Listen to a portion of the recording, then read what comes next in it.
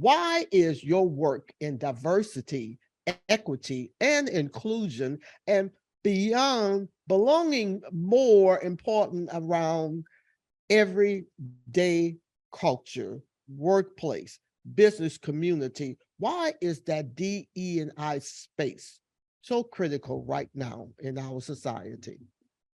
Thanks so much for the question, Deborah. You'd think that in my case, after 36 years, that we would be at a different point of progress, a different point of unification, a different point of agreement in our country.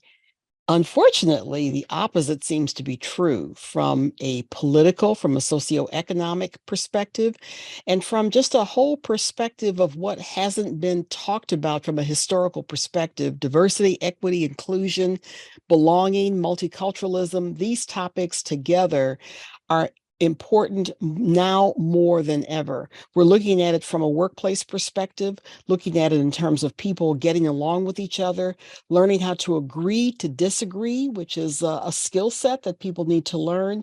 And most importantly, learning about other cultures, other people who you work with, who you eat with, who you communicate with, who you collaborate with, who you do business with, who you worship with, who you live next door to. It's a whole process of learning and understanding about each other. So when you really look at diversity, equity, inclusion, and belonging, you're looking at a lifelong educational process that each and every one of us, whether you live in Boston, where I live, New Orleans, Richmond, Virginia, Los Angeles, California, or certainly parts way outside of the United States, these topics are more important now because of the dynamic movement of people around the country.